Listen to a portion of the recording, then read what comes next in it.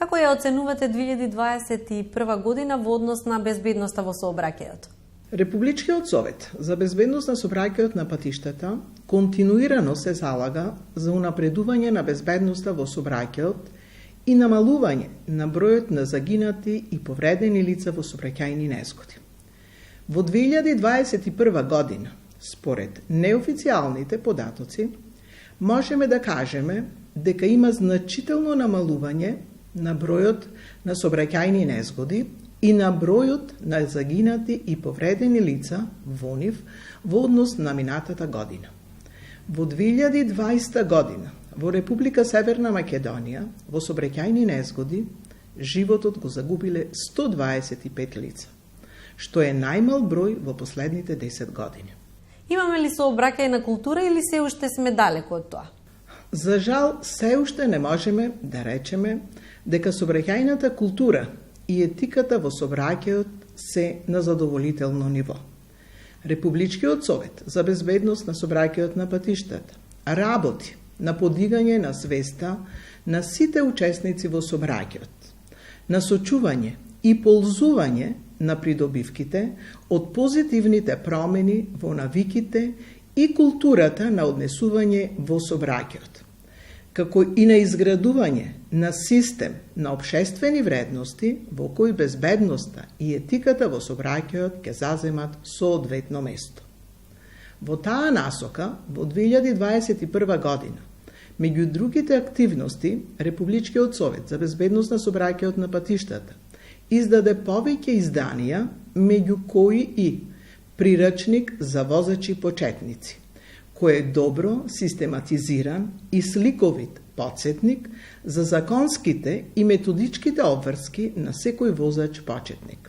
Реализиравте и низа кампањи, има ли бенефит и ефект од нив?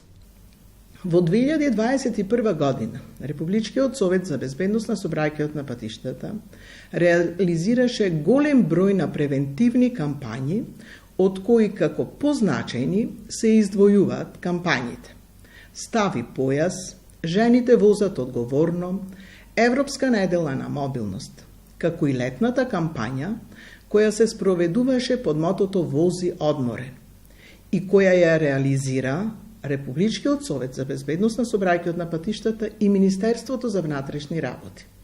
А долж коридорот 10, кампањата Вози одморен се реализираше во соработка со Агенцијата за безбедност на сообраќајот на Република Србија.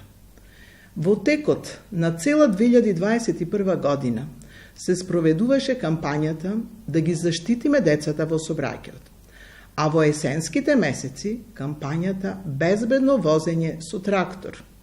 Исто така беа реализирани и кампањите Покажи грижа, паркирај совесно и зимска и новогодишна кампања, а беше одбележан и Светскиот ден на сеќавање на жртви од сообраќајни незгоди, како и голем број значајни датуми и настани.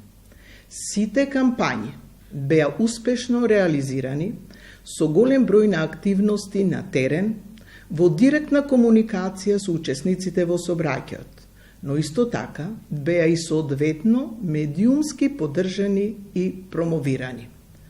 Соработката со Министерството за внатрешни работи и останатите надлежни институции беше на многу високо ниво и сето тоа придонесе кампањите да ја постигнат својата цел. Кој е вашиот став во однос на рана едукација или едукација од најрана возраст? Децата се нашето најголемо богатство, нашата иднина.